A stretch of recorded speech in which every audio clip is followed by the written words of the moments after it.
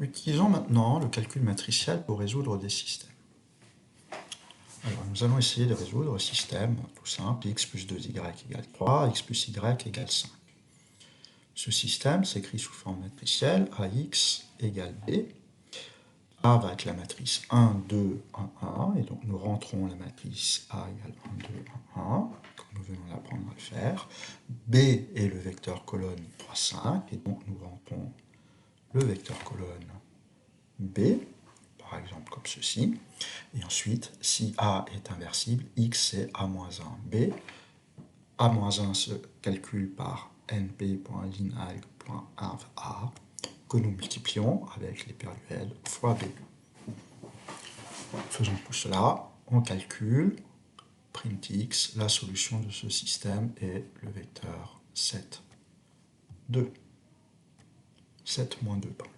On vérifie, 7 plus 2 fois moins 2, moins 4, ça fait bien 3, 7 moins 2, ça fait bien 5. On peut également résoudre cela avec la fonction np.linalg.solve, qui s'écrit donc comme ceci, x égale np.linalg.solve, de A, la matrice, virgule, B, le second nombre. Et on retrouve la même chose.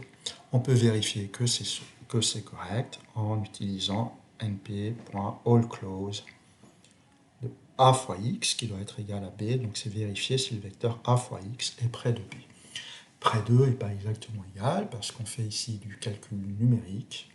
Et du calcul numérique contient toujours une petite erreur, qui peut s'accumuler éventuellement, mais il y a toujours des erreurs, de l'ordre de 10.16 naturellement. Et donc, est-ce que c'est correct? La réponse va être true si c'est vrai, si ces deux vecteurs sont suffisamment proches pour qu'on puisse les considérer comme égaux, ou false sinon. Ici, sans surprise, nous trouvons true. Regardons ce qui se passe quand la matrice A n'est plus inversible, ce qui est par exemple le cas ici. La matrice A, c'est 1, 1, 2, 2, qui n'est clairement pas inversible, puisque 2, 2 est 2 fois le vecteur 1, 1. Donc, si nous essayons de résoudre simplement d'inverser cette matrice, regardons ce qui se passe. Je vais exceptionnellement passer ici. Donc, la matrice A, comme vous voyez, est la matrice 1, 1, 2,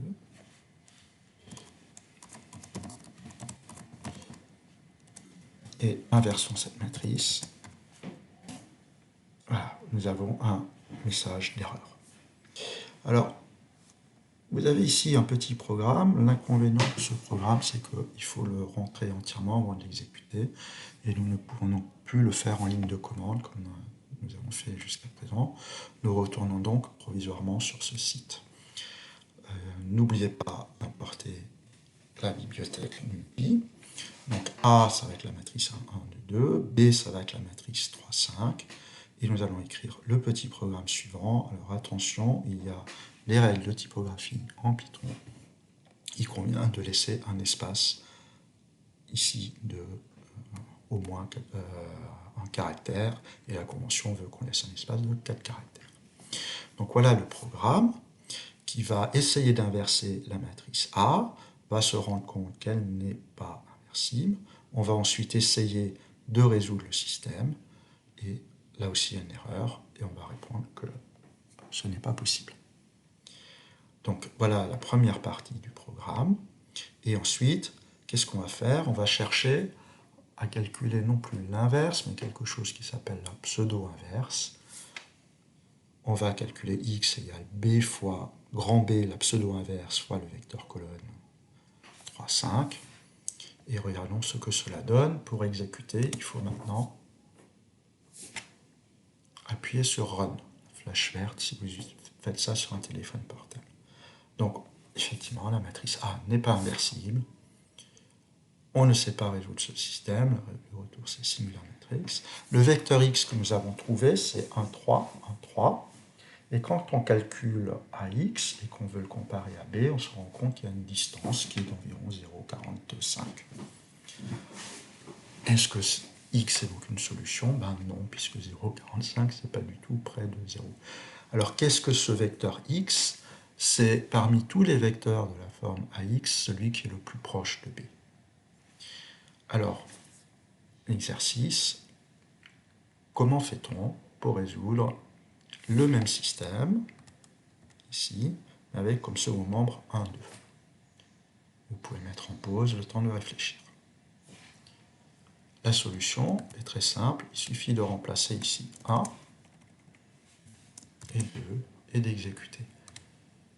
Comme nous n'avons pas changé la matrice A, évidemment, c'est toujours une matrice qui n'est pas inversible. On ne sait donc toujours pas résoudre avec linal.solve. Pourtant, c'est calculer une pseudo-inverse qui va être 0,5, 0,5. Et qu'est-ce qu'on constate? Que la distance entre AX et B est de l'ordre de 10-16. Donc c'est bien une solution. En fait, quand le système n'est pas inversible, quand la matrice du système n'est pas inversible, la solution peut ne pas exister, c'était le cas avec 3, 5, ou exister, et à ce moment-là, il y aura une infinité de solutions, et celle qu'on a trouvée ici, c'est la solution la plus proche de 0, 0. Alors, je vous laisse maintenant réfléchir à la solution de l'exercice 3. Vous mettez en pause le temps de trouver. Alors, les solutions sont ici. Qu'est-ce qu'il faut faire? Il faut rentrer la matrice A, qui va être la matrice 1, 1, 1, 0, 2, 3, 1, moins 1, 0. Le vecteur B, alors là, cette fois-ci, je l'ai rentré directement comme une matrice colonne, 1, 2, 0. On calcule l'inverse de A fois B, et on affiche le résultat, et on trouve 0,25, 0,25, 0,5. Attention, c'est une notation anglo-saxonne, donc le point, c'est la virgule. Pour le deuxième système, la matrice c'est 1, moins 1, 1, 0, 2, 3, 1, moins 1, 0. Vous noterez qu'il y a juste un moins de différence par rapport à la première. Un copier-coller nous permet d'accélérer. Le vecteur B, c'est 0, 1, 2. La solution s'obtient toujours de la même façon. NP fois B. A fois B, on trouve 5,5, 3,5, moins 2. Qu'est-ce qu'il faut faire pour le vecteur B, 0, 1, 0? Évidemment, il n'y a pas besoin de changer la matrice A, c'est toujours la même. Il suffit de changer la matrice B, on utilise la flèche haut pour faire réapparaître B. On change juste le dernier 2 en 0, puisque c'est la seule différence. On remonte, on recalcule X. Et on affiche, voilà, la solution est 1,5, 1,5, 0.